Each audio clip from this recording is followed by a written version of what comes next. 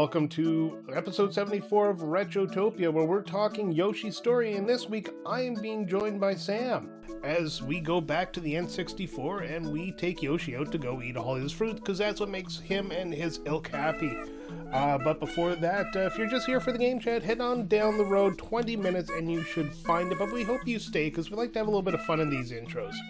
And of course, we always have to get the socials out of the way first, so if you'd like to join us on Discord, Twitter, Instagram, all that stuff, you can find all our links at linktree/Retrotopia. That's linktr.ee/Retrotopia.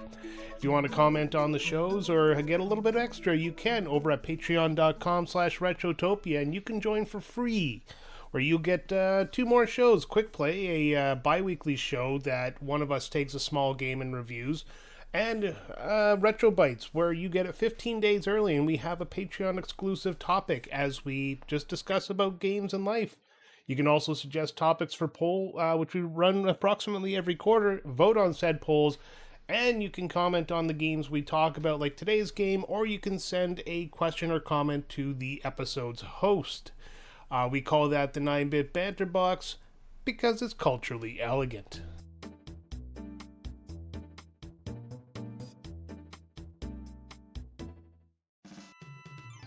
Our first comment this week comes from Wildcard, aka Joe Fettuccini.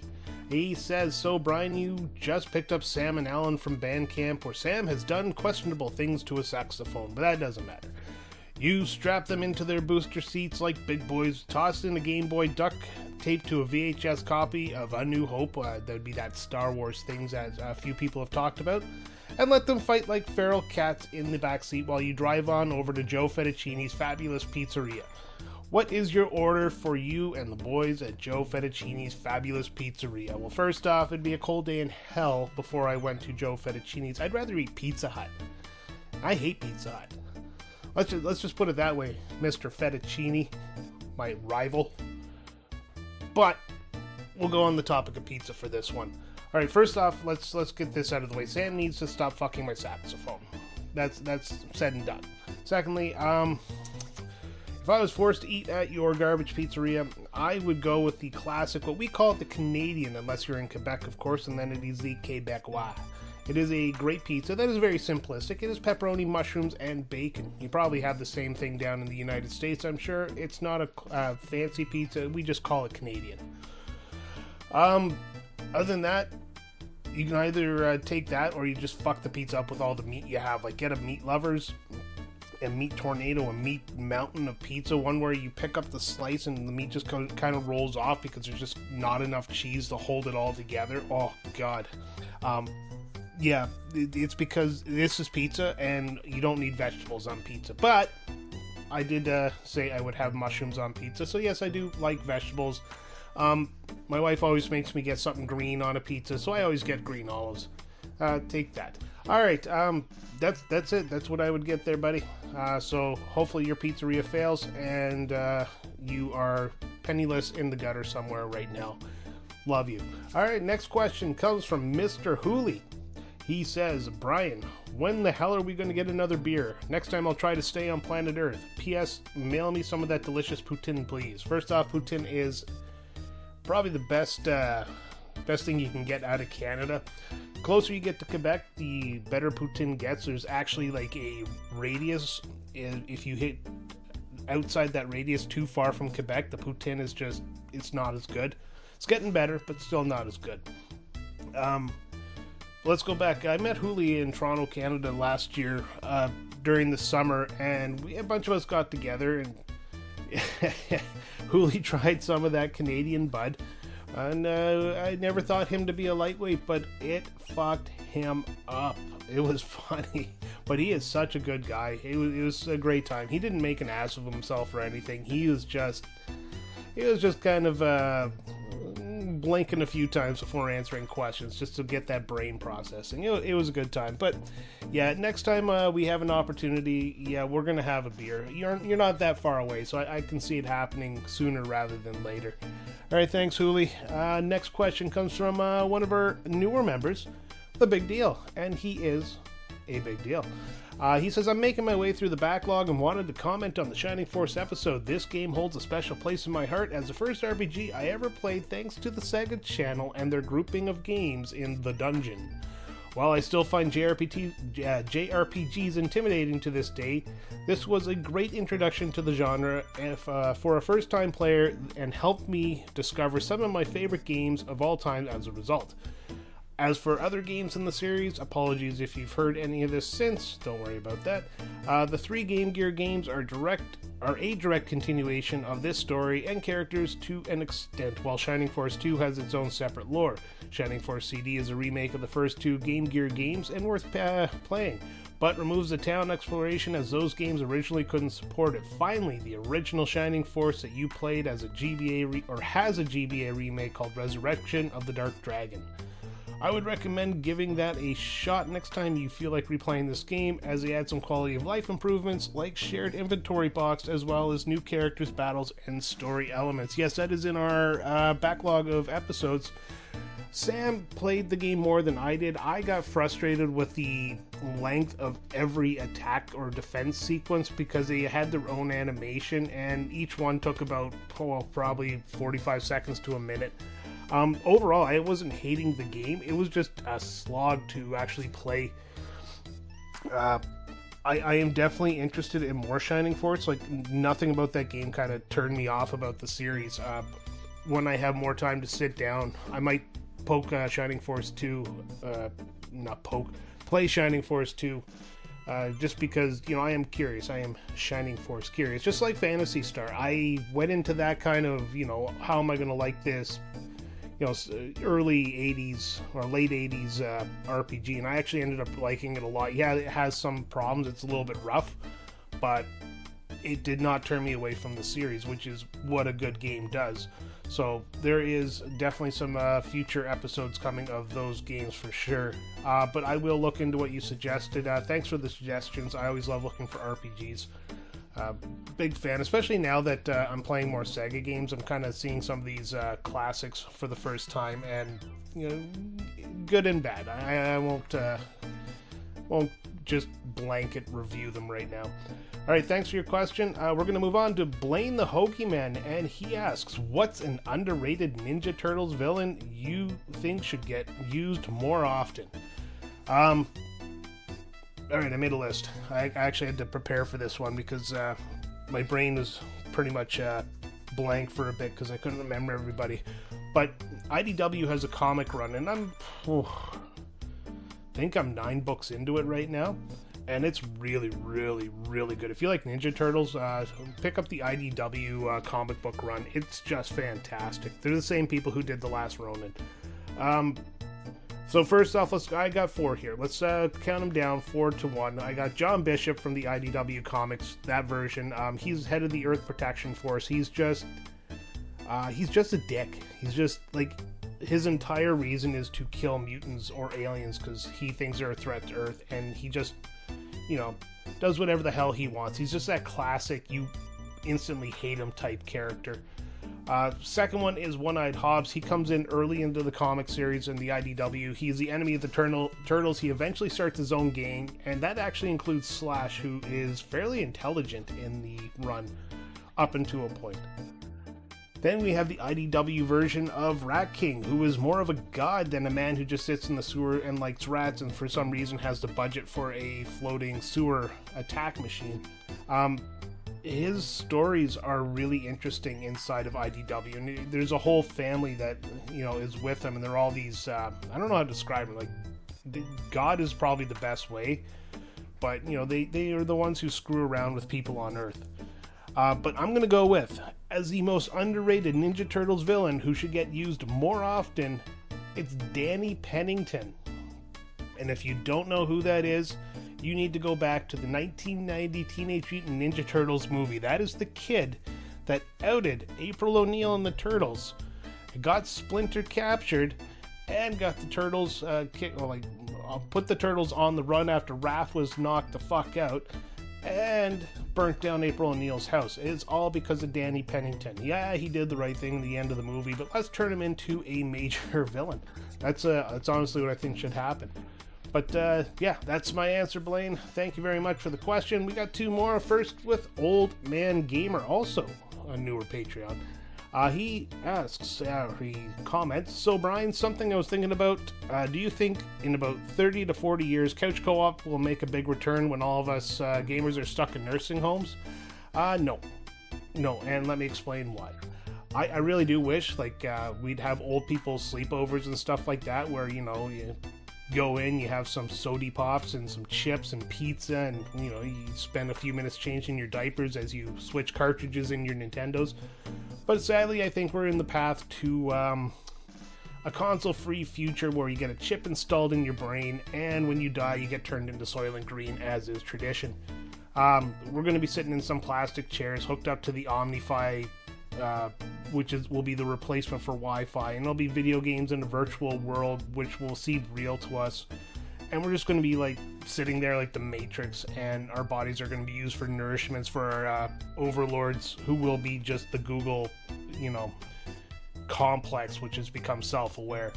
So as much as I'd like to say yes, no, but in a serious answer, I think with handheld gaming, I think we'll be sitting there in the common room of our nursing homes playing games together, whether it's multiplayer or just being together. Yeah, I think gaming will be a big part of the old people life, because, you know, we brought it into the world, we can take it out. Thanks for the question, Old Man Gamer. And finally, we have Dave McGinnis, who joined a Patreon recently. He says, long-time listener, first-time caller, I just wanted to say you guys are kicking ass. Cheers. Thanks, Dave, and thanks to everybody for writing into the 9-Bit Banter Box. So now we're going to move forward. We're going to move forward to what have I been playing? And released in 2018, where I bought day one because I loved its, its sequel or a prequel. It is Red Dead Redemption 2. I have started playing that finally. I got past the mountain many times, like at least 3 or 4 times. But as soon as I get to the Horseshoe Valley, and if you know the game, you know the game. As soon as I get to Horseshoe Valley, for some reason, I'd always peter out on the game. I finally pushed through. Last time I played it, I just got on a horse and started riding, and I ended up God knows where in the middle of the map, and I didn't know what to do. I didn't do any missions or anything. I had like a bounty of $100, so I just like, fuck it, let's restart the game. Having a lot of fun with it right now. It's a very good go-to game. It's a pick up and put down. The missions are about, I don't know, an hour long each, depending on the mission. So it's a good time. I've also started, I popped into my 3DS, Xenoblade Chronicles, and that was recommended by one of my closer friends, and we'll see how it goes. So far, I'm not hating it. First time I played it, I didn't get into it, but this time I'm giving it the old sailor's try, and I'm having a good time. And finally started Final Fantasy IV for a future episode, because Sam wants to play Final Fantasy IV, and Final Fantasy IV is near and dear to my heart. So I'm doing a refresh playthrough, so I'm kind of cheesing the game a little bit because I can't do 2 RPGs at the same time. So I put on the boost on the Pixel Remaster just to get my level up a little bit, to let me clear the game just a bit quicker, just to get the story back in my mind. One of my favorite games, so it's not going to get a bad review from me anyways. Alright, that's everything I've been up to, but before we go any further, we always like to give Alan the floor, so we can enjoy that sweet British voice on what we call the Gentleman's Interlude. Thank you for joining us, Yoshi. We're excited to talk about Yoshi's Story for the Nintendo 64. Can you tell us a bit about the game? Yoshi! That's right. Yoshi's Story was released in 1997 in Japan and 1998 in the United States. It's a unique game where players guide Yoshi through different stages. Can you tell us more about the development of the game? Yoshi! Oh, I see! Yoshi's Story was developed by Nintendo EAD, the same team behind many other iconic Nintendo titles. It followed Yoshi's Island, which was beloved by many. What makes Yoshi's Story different? Yoshi! Right, the art style. The game is known for its bright, colourful visuals that give it a storybook-like feel. It was one of the first games to really take advantage of the N64's graphical capabilities. And let's not forget the gameplay. You navigate Yoshi, eating fruits and battling enemies to advance through each level. Yoshi! Yoshi, Yoshi, Yoshi, Yoshi! Yes, that's one of the key mechanics. You can choose from multiple Yoshis, each with a different color and abilities. You're also collecting fruit to keep your health up. The health system in the game is unique because if you run out of fruit, the game is over. A bit more pressure compared to other platformers. Yoshi, Yoshi, Yoshi, Yoshi, Yoshi! Exactly. There's a lot of strategy involved with the fruit collecting. Now, in terms of the development process, I understand that Yoshi's Story was created under the direction of Hideki Kono, who also worked on Super Mario Kart. What was the design philosophy for this game? Yoshi, Yoshi, Yoshi! That's right, they wanted to keep it simple and fun. Yoshi's Story is a much lighter and more accessible game compared to some other platformers at the time, with its focus on exploration and discovering secrets rather than complex combat. Yoshi! Exactly, Yoshi. The game also features a charming soundtrack composed by Kazumi Tataka, known for his work on many other Nintendo games. Did you have a favorite tune from the game? Yoshi, Yoshi, Yoshi! That's okay, no need to choose. Now, Yoshi's Story wasn't as commercially successful as some other N64 titles, but it has a loyal fan base today. Looking back, how do you feel about the legacy of the game? Yoshi, Yoshi!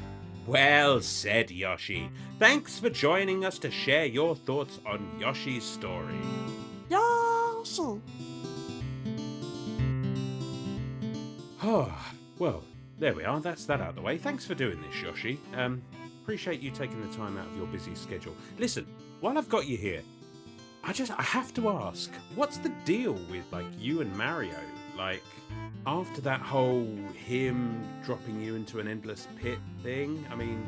Yoshi, Yoshi, Yoshi! Yoshi, Yoshi, Yoshi! Oh, Jesus, sorry I asked. Back to you guys.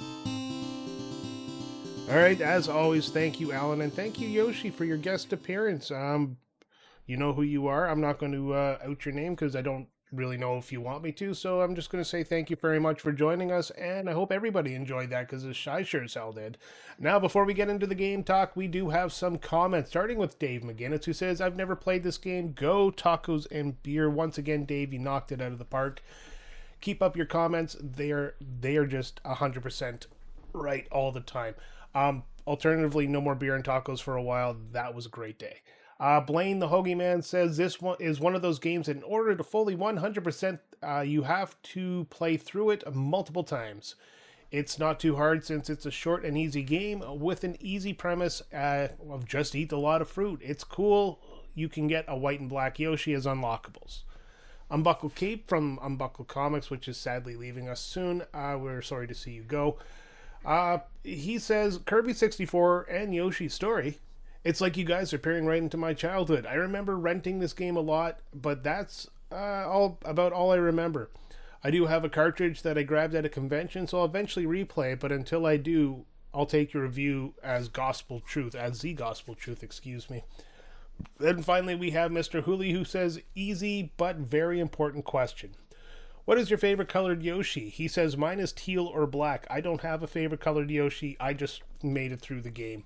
Quite honestly, I don't know. I'll get into it in the actual game chat here, but I kind of wish the Yoshis had a little bit of differences between them, aside from the color and the favorite fruit. But with that, we are going to start a little bit of music right here, and I want to thank everyone who wrote in. It's always great to hear your thoughts, so let's get into it. We're talking Yoshi's Story, developed by Nintendo EAD, published by Nintendo themselves, released in North America on March 10th and the EU on May 10th of the Lord's Year of 1998 on the Nintendo 64. Thank you for listening, and we hope you enjoy the show.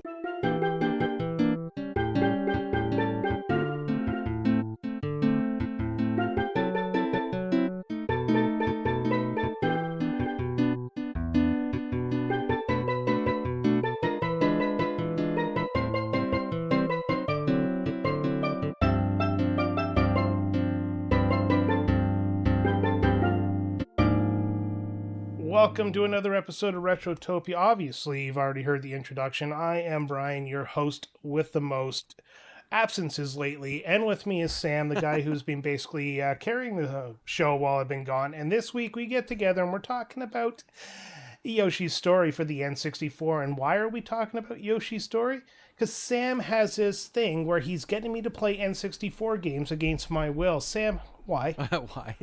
Actually, it's kind of funny. I was thinking about how we had just covered Kirby, and Yoshi's Story is kind of like the only other notable side-scroller on the 64, and we've covered them just weeks apart. You want to know what's funny about the N64 in the last 30 days? It has been the most talked about console in my personal life in the last 30 days, because I talked about Kirby, I'm talking about this, and if you're part of another podcast Discord, and many of you who interact with us are, I'm part of another thing coming up on said podcast. So it's been all N64 all the time, and honestly, it's not my favorite console. I know, you're like fucking N64. Like, I don't hate it, but this was the point in my life where I shifted to PlayStation, and like, I like the N64 for what it was, and I like going to friends' houses and playing all these games, but I never owned an N64 until after I bought a GameCube. Oh, wow. That's a interesting trajectory. So basically, you got to play the N64 games at your friend's house, but you left them there. Didn't bring them home. Yeah, it just, well, they were his games, and then, you know, I got the GameCube, and that's when I started retro game collecting. So I ended up finding an N64 at a banger of a price, and games were still fairly cheap. Yeah. And I got the collection. I got all the big ones like GoldenEye and Mario 64, Ocarina of Time, and all that. Again, my cartridge-based retro game collection got sold when my son was born because we were short on cash and something had to be sacrificed. Yeah, sacrifice the N64. I would say... Oh, the Super Nintendo and the Nintendo went as well. No, not those. Yeah. I would say, did you play this when it first came out? No. I honestly didn't even know it existed until you brought it up. Remember, I was like, we're playing Yoshi's Island. I love that game. Yeah, and then you called it Yoshi's Story, and then I got excited. But you meant Yoshi's Island, and I meant Yoshi's Story, and then we ended up playing Yoshi's Story. Yeah. So somewhere in the back of my brain, I knew this game existed, but in the forefront of it all, no, I've never played it before. And I don't know, like I said, like we were talking beforehand, and I said, I really don't know how I feel about this game because I kind of like it, but I kind of don't. I like it. One thing I do, we could get right into it. I did have history with this game. I think a friend of mine had it, or I rented it, or both. But I ended up playing a decent amount of this. I don't know if I ever finished it as a kid, but it's like, oh God, it looks gorgeous. For a game that came out in 98, and we can talk about how the Nintendo 64 doesn't necessarily age well, especially in a 3D space. But this game, like you could, for whatever reason, they nailed like the textures look good. Like this game looked like a touched up version of I mean, obviously if they touched it up, you'd be able to see like, oh my God, no, that looks like shit. But compared to other games coming out at the time, this looked really good. Like you could see the texture of the denim and the patches in the background, and you know, Yoshi's kind of taken that like Yoshi's Crafted World and Yoshi's Woolly World and that kind of thing, like it has that like cutesy like plushy kind of look to it, and they really nailed it. There's that one world that actually had that like jean or fabric aesthetic to it, the canvasy looking what's it? Something you get out of a loom. Woven. Yeah, that's the word I'm looking for. God, thank you. Yeah, it does. And honestly, like that's something I love about this game. Graphically, it's very nice to look at. And it does really well. And it does pluck some stuff from Yoshi's Island too, like that flower in the corner for your life points. I remember that being in Yoshi's Island. But I'm going to go with the thing I hate the most right off the bat. I just want to get it out because I really got to get it out. The negatives. That interface with the fruit going around the screen. Because yeah. when you, like, I didn't know you had to collect fruit to finish the level. I went through level 1 for about 30 minutes, skipping 2 pieces of fruit because I was like, where the fuck is the exit? And then finally said, fuck it, I'll go get those fruit. And the level ended. I'm like, this is dumb. Like, this is stupid. Like, this is probably where let like me having not... having the manual would have helped.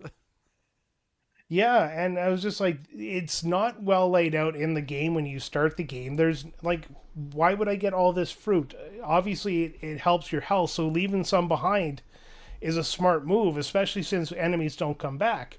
But then the interface where the fruit is building from the top left corner, and you see all these dots around the outside of the screen, and every time you grab the fruit, it fills up another spot where the dots are. And you can expand it, shrink it for some reason. I have no idea why I was able to do that, but I was able to. And yeah, it's ugly. Honestly, Yeah. I just find it really ugly. Were you able to make it move completely off the screen? Because I know that, like, I think if you hit one of the shoulder buttons or maybe one of the C buttons, it'll like kind of zoom you in and get rid of the fruit around the border. But the part of what problem I had was like, if I'm looking for another fruit to eat and like finish the level or something, the whole border of the screen being fruits really runs interference on like trying to find ones like just on the edge of the screen. Yeah, there's a couple of times where I'm like, oh, fruit, and then I jump to grab it and the whole friggin' screen moves with it. I'm like, oh no, that's one I already have. Yeah, it's like, you bastards. Apparently, I didn't, in this playthrough, I didn't do too well with the fruits, but apparently, like, if you are strategic about it and you move through the level in a certain way and only collect, like if you go on like different streaks of like eating a certain amount of fruits in a row, I think it multiplies your score or does something for you. Oh yeah, gives you bonuses. What's it? The happiness score, like the whole raison d'etre of the whole game is to make the Yoshis happy. Did you die at all in this game? A whole bunch, yeah. Just because I thought the controls were kind of floaty, like just in a weird way. Like I don't know why. I don't remember this being an issue when I first played it, but I just had such an issue controlling the Yoshis. I thought they were just like between, maybe I was just kind of jumpy, but just going back and forth, trying to land on smaller platforms, and some of the, jumping where you'd have to like pedal into the air like Yoshi can do. Yeah, I don't know.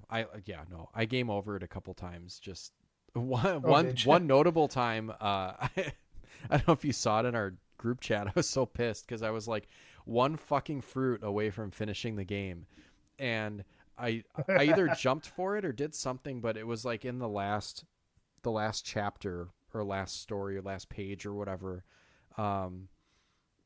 And they had these like rotating log things, and I just like rolled off of one and fell, and it was my last Yoshi. Yeah. Are you able to get your Yoshis back? Because when you die, you lose one of your Yoshis, and I couldn't figure out if I could get the Yoshi back. So I just like, if they die, they die. No, it's not a conventional way to get them back where it's like you just get a free life and then a Yoshi pops back on your screen. There were a couple points where I found there's like a white Shy Guy. I don't remember. Why do you gotta be white? Well, it's like completely white. So like there's, the green one, the red one, the blue one, whatever. Like the special white one will like follow you around for the remainder of the level. And then when you go to play the next level and you're on the Yoshi select screen, there's the white Shy Guys hanging out in there with them. And if you select him, he'll fly to the tower and get you one of your Yoshis back. Oh, okay. So yeah, it's like getting a free life, but it's not like in the conventional sense where like you just get another try automatically. He just goes to your character select screen. You have to pick it. Well, it makes sense. I mean, like the Yoshis do basically act as your lives because you get to select the color Yoshi you want. No difference between them. No. Which is probably something I think would have been good for this game, is to kind of give each Yoshi something special. Like if you look at Super Mario World, blue Yoshi flies, yellow Yoshi pounds the ground really hard, red is fire, green is useless. And what's the other color? It might be all the colors. Anyways, but you got those Yoshis, and it would have been kind of nice if they did something like that for this game. Yeah, it would be neat if Maybe one, the like, black Yoshi jumps yeah, higher. okay, like, yeah, but I was just gonna say, like, maybe one of them, maybe one of them jumps higher. I wasn't gonna say which one, but like, maybe one jumps higher. Fuck, I didn't even or, think about that. yeah, or has like a better pedal, Yeah. like can like do the hover thing a little bit better, or has a longer tongue. Yeah, just something like that. Like the blue ones can swim better. The yellow one takes the banana the long way. Oh, that was another I don't thing know, with the but, fruits. You got, like, I think you get more points for eating your favorite fruit, or it makes them happier. So, like, your happiness score goes up. But you have to eat all the fruit in the level to move on, so it doesn't really matter because if you eat their favorite fruit, you still got to run through the level. And I'm not going through 16 times to get combos. Like, ooh, yeah, there's a fair amount of backpedaling if you really want to, like, eat all the grapes in a row or something like that. Then you're gonna have to go through the level, only eat the grapes, and then move back through and, I don't know, pick a different fruit. Yeah, it's just, I don't know. That's kind of one thing that annoyed me about this game. Give me a proper platforming left to right. And this game this is where it started becoming for the kids. It's a Yoshi like this game is this game is designed for kids to get into video games. If you hate them enough, give them that N64 controller. But yeah, I don't know. It just, I can't get past that being the thing I think bothers me the most. Is it's not a traditional level, and the fruit mechanic is honestly quite dumb. Like, you could wipe out all the enemies, and that's the other thing is,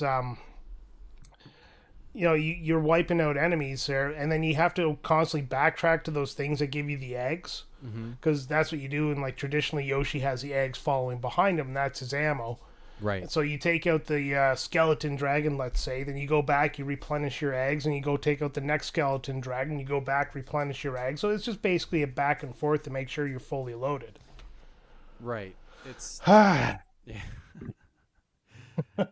Yeah, it's definitely, like, just to go back to one of your points, the game is really kind of like the precursor of ones that we've mentioned, like Yoshi's Woolly World and Yoshi's Crafted World. I think Woolly World was on the Wii U, if I'm not mistaken, and Crafted World is on the Switch. My kid played the fuck out of Woolly World. I actually have the amiibo for the Wool Yoshi and Poochie. Oh, that's adorable. I like Poochie. Yeah, because we bought the collector's edition for it because you could tap the amiibo, and I don't remember what you got, but that's all you would do is just sit there and tap the amiibo. That's pretty fun. But yeah, I mean, those games are... I mean, I've played a little tiny bit of Crafted World and really lost interest in it quick because it was just way too easy. Whereas this game, I think, yeah, it's not the hardest game, but there's challenge there if you want. Like, you can play through this game really quickly if you're just, playing the... So basically there's six storybook pages, and each page has, I think, 4 levels on it. And the better, I think, either the better you do score wise or whatever, like, not all the levels are always available on the screen. And that's why I don't remember there being 4 levels. Yeah, they're not always there. I don't know how this is great podcasting, right? Because we don't know, but like I'm not sure what unlocks all 4 at the same time. But yeah, you basically can pick your level, and that level is the one that you're playing for that page. And then once you beat the level, the page turns, and then you pick a different level. But I mean, the game can be that's why. Yeah, the game can be as easy or hard as you want it to be. Like, you can just go through the first level on each page and play through it really quick, or you can go back. Well, I was looking at the game just before we recorded. I was playing a little bit there, and I saw 1 and 2, and I kind of forgot where I was because it's been a couple of days since I played it, and I was just like, I don't remember there being a level select, and I chose number 2, and the level obviously was brand new. I've never played it before, but then I realized I already passed that world. Mm-hmm. Why am I playing this again? And long story short is you just explained it to me, and now everything is copacetic. There's also another point off. There's also black and white. I'm going to start Yoshis, a counter, which I think are unlockable. And each Yoshi has a favorite fruit. I didn't realize that either. Like, so basically, like, you get there's like a little, I don't know, like randomizer that picks your quote unquote favorite fruit for the duration of your playthrough. And there's 5 different fruits, but you can basically have one of 4 be your favorite one. And then like the light green melon, I think, is always worth 3 hearts, and that's just like a constant. And then the rest of them are different. They'll be like 1, 2, or like full hearts. The little thought bubble turns completely red and has like a little symbol in it. But you get your favorite fruits, but then also like the different colored Yoshis correspond to different fruits too. So like the main green one is watermelon, and then the red and pink ones like apples, the yellow one likes bananas, and the blue and the light blue one like grapes. And then what are the white and black one like? Their favorite fruit is all the fruits. So I think you get 3 hearts from all the fruits. I think we're looking at the same wiki right now. Yeah, which is pretty cool. I mean, there's a lot. I think there's a lot more to this game than like you can either, like I said, play through it surface level, and it's like, yeah, that was a fun short game or whatever. But like if you really want to get into it and explore, there's a lot more. There's a lot more here, and I think that's also maybe kind of a detriment, because if you don't, it's almost like if you're not paying attention or you don't really understand the structure of how the game is laid out, you could probably miss a lot. Oh yeah, but you got to think of it too. Like if we go back to the idea that this is a baby's first game, right? But you also want to do something that mom and dad can play along as well. Well, this is fun for the kid that can play 1 level per page, or the parents who can try to 100% the game. Right. So yeah, it is actually interesting game design that it makes it as easy. Like you said, it's as easy or as hard as you want it to be. So yeah, that's actually a point for it. Yeah, it's like the experience is what you make of it. There's so much here that like I'll probably go back to this game at some point and try to explore more of it. And I think if I saw it at the retro shop, I'd probably pick up a copy, to be honest. I thought this was a fun game. Yeah. I'd lose my shit and destroy it. I'd be like, ah. You'd buy a copy, just me out by the arms. You're like the Ron Swanson with the vegan bacon. You like buy it and throw it away so no one has to play it. Oh fuck, that's a good show. Oh man, level design. I think we kind of touched on it. Don't like it. Like I said, too circular. But inside of the level, there's a couple of elements. You have those, what are they called? They like warp guys. You have to wake them up. They're basically, I don't know, anima. I'm not going to say the big word because I can't. They kind of look like Humpty Dumptys. They're like like people. But they have numbers on them, and they're apparently warp guys. So when you warp, quote unquote, I never figured that part out. You go sequentially in order. So if you wake up 1, 2, 3, then 4, because there's 4 per level, you go from 1 to 2, then 2 to 3. But if you don't wake up 2, I don't think you can warp. I think you can. I think it just skips you to the next one. Basically you can warp between them.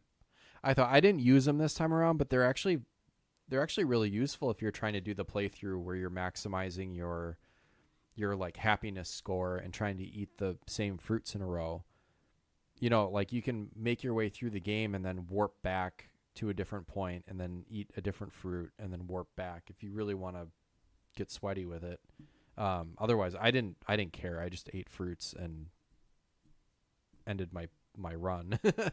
But yeah, once I figured that out, that was my only goal, was to eat the fruit as fast as possible, fill up that stupid interface ring, get to the next level.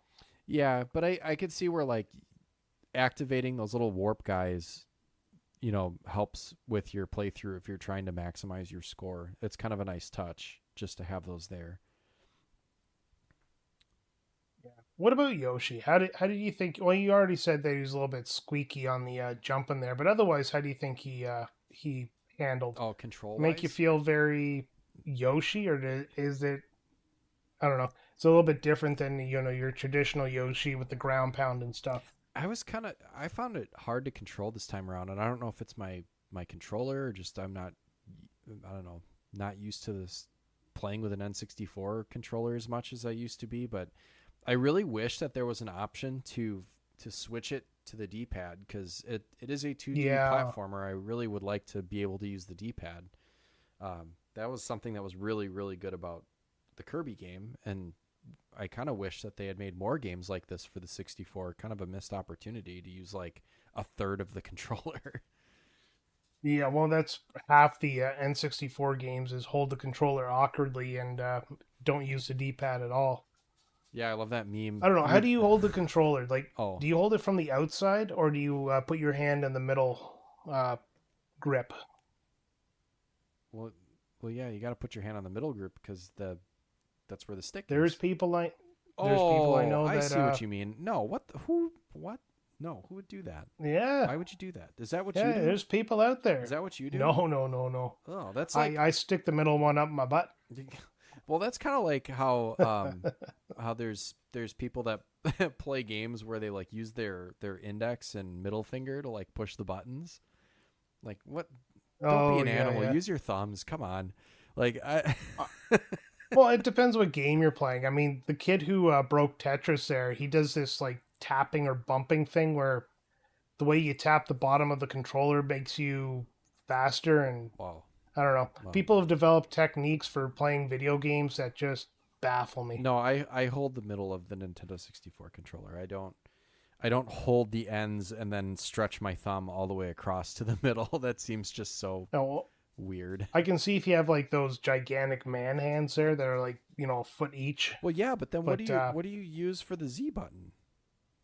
Your massive gigantic ass finger, Well, obviously. I guess I don't have one of those. So no, I hold it with my hand over Your the little your with little, my little dainty baby hands. Wisconsin hands. My little baby hands go over the They're not meant for video gaming. They're meant for cheese. That's true. Small cheese cubes. They're perfect for picking. It's like that little tiny fork that's on like the hors d'oeuvre plates. Oh yeah. That's what my hands are.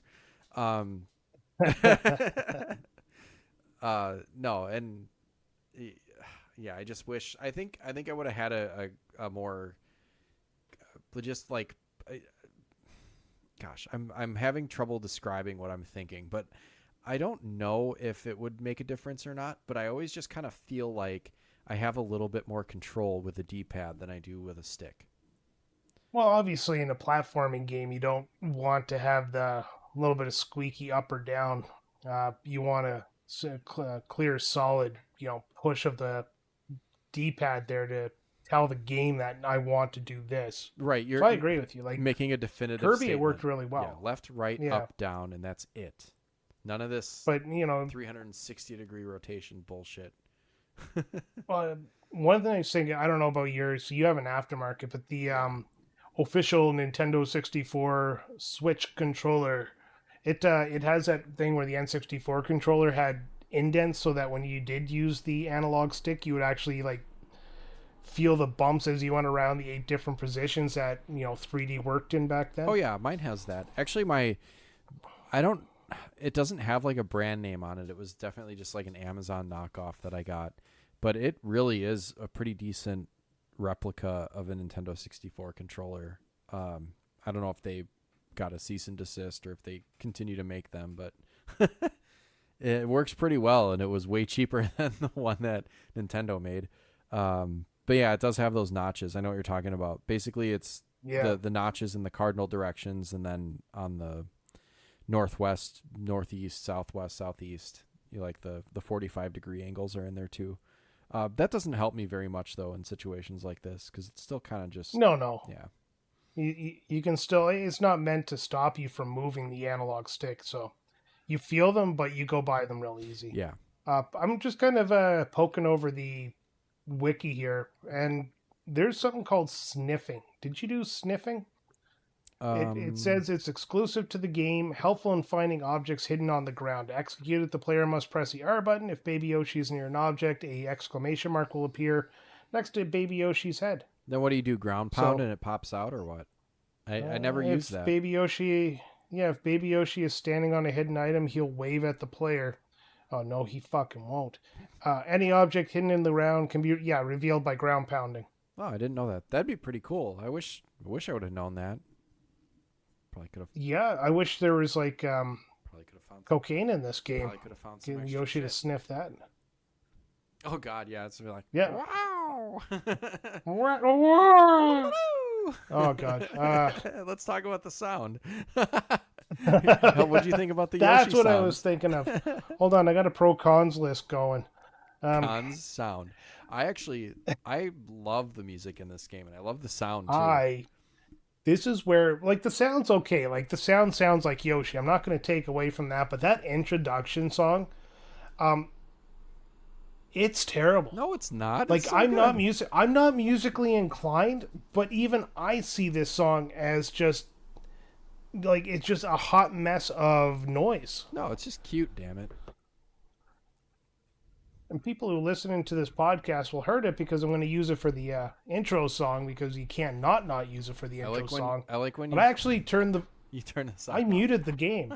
I muted the fucking game on level 1 because the song was starting to annoy me.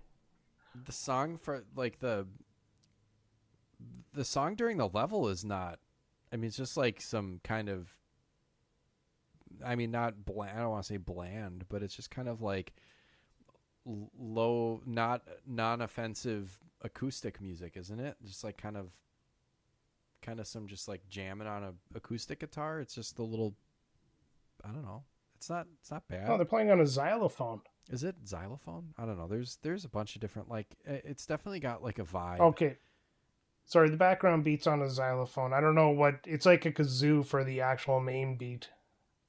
Okay, but sorry, I'm kind of listening to them in my headphones as you talk. Oh, okay.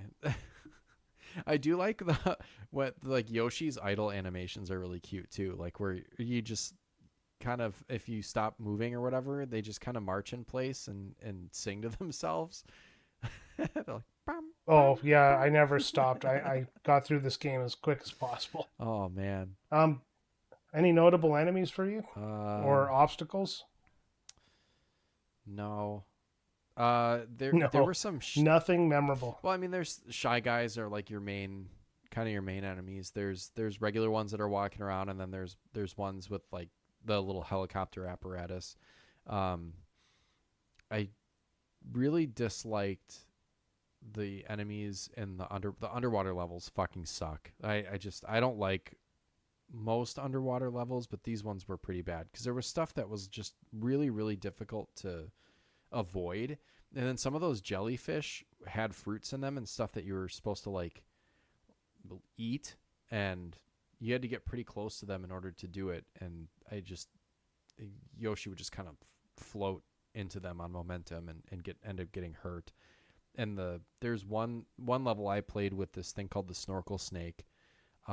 They called it a mini boss in the wiki here, but I don't see any way to defeat any. That was part of my problem is like, yeah, that's fine. You can load up this level with enemies, but give me a way to defend myself. And there really didn't seem to be. Yeah.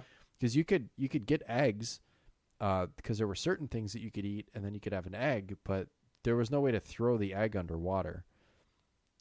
I kind of wish that you could. Yeah, or at least something.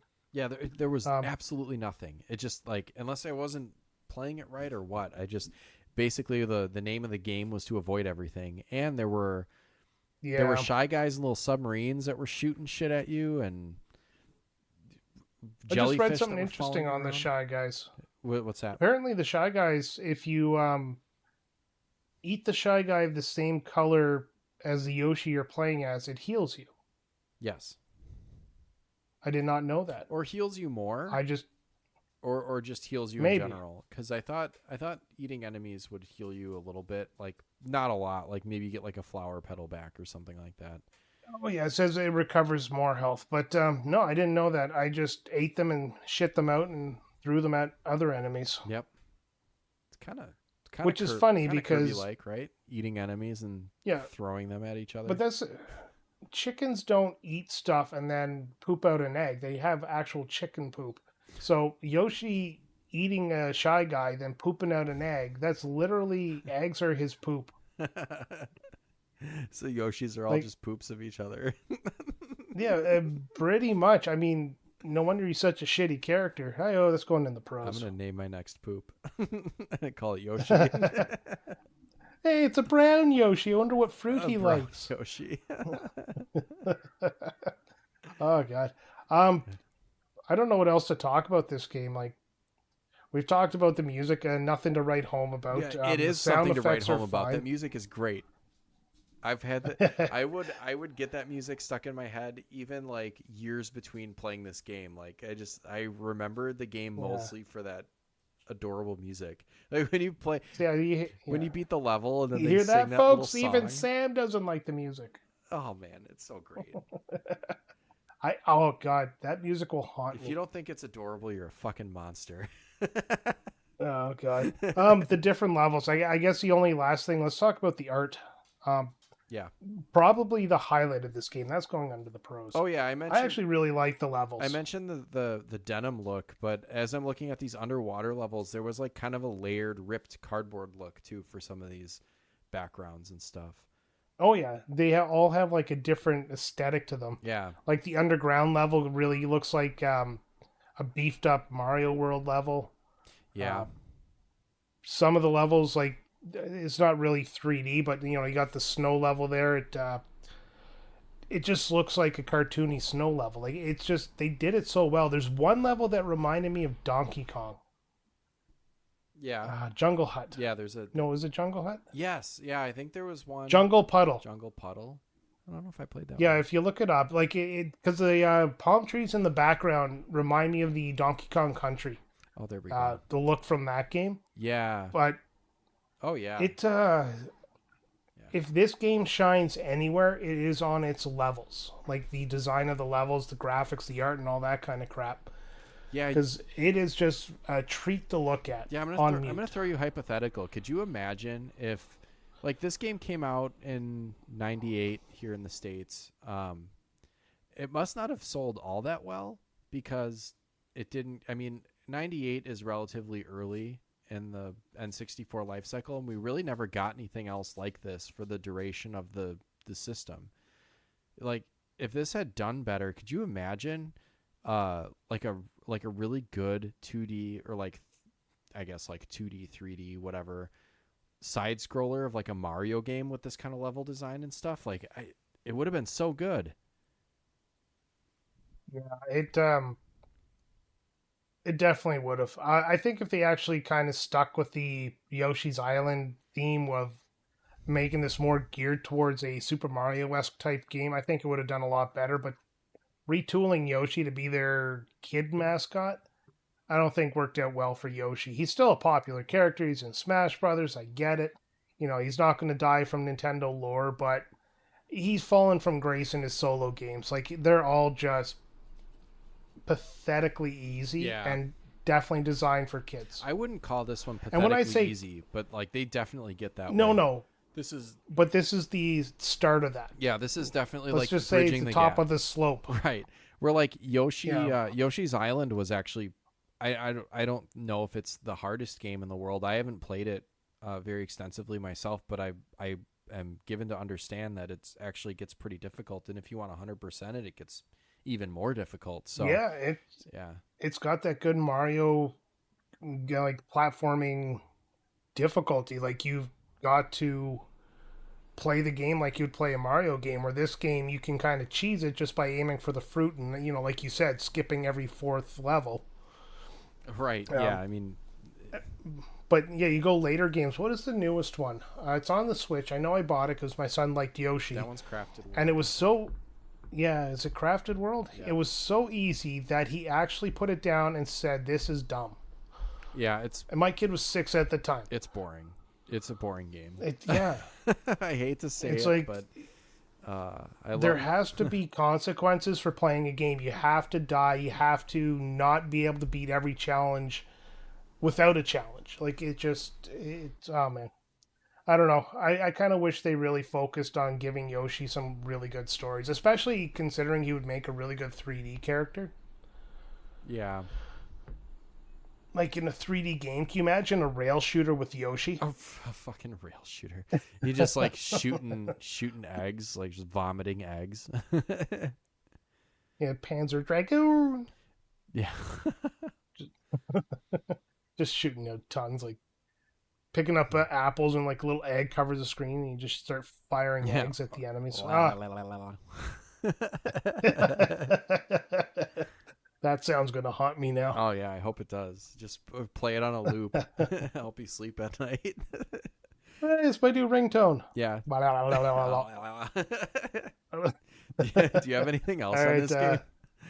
No. Do you want to sum it up first and give your score? Because I got to do some calculations here. Oh, have you been keeping score on your side? You've been adding. I told you I started a pros con list. I've been putting a tick every time I say something good or bad about the game. All right, respect.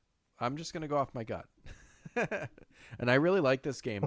I do have nostalgia for it because I played it when it came out, and I don't know. I think the Yoshis are adorable. I think the music is great. I think the sounds that they make are cute. It's not an overly difficult game, but there is challenge there on certain points of the game have some teeth, so it's not just a full cakewalk necessarily, like some of the later games have become. And I don't know. It is missing some Mario. Like it would be cool to have like I don't know, maybe there is a Mario cameo that I just didn't find, but yeah, I don't know. I think I'm putting the nostalgia lenses on, because if you're playing this for the first time in 2025 and you didn't have any experience with it back then, or you're expecting a little bit more substantial experience, this might not be it. There might be some mechanics that you don't appreciate or care for, but I'm going to give it a good solid 7.5. I think it's fun. I think it holds up pretty well. There aren't many side scrollers on the Nintendo 64, so it's a rare gem in that sense. And like I said, if I found it at the retro shop for a decent price, I would probably pick it up. Brian? All right, well said. So you said 7.5? Yeah. Yeah. I'm going to be a little more mean. I guess I'll go over the positives first. I mean, the game graphically and the art is very beautiful. Honestly, I have no problems with the way Yoshi looks. I have no problems really with the way he handles. Outside of the N64 controller is just a god awful controller design. Yeah, it just like all that kind of stuff is really good. Where the game loses all of its points is in that interface where all the fruits are around the border there. That's just ugly as shit. I'm not going to dock a point for the music because that's very subjective. I just really hate that intro song. If I go through the the playlist, which I'll probably do tonight sometime just to find some songs to pick for the episode, I might have a different opinion because I did play a lot of this game on mute. The sounds of Yoshi are obviously very Yoshi-esque, so that doesn't lose points. The levels themselves, I hated the circular levels where you had to collect fruits to get out of them. That's a knockoff this game. So, and then just my general feeling about it. So I'm giving this game a 5 out of 10. It's there. I wouldn't laugh at you if you said you liked it, but at the same time, we're not going to be friends after. Okay. Really telegraphing here. So we know how Brian feels.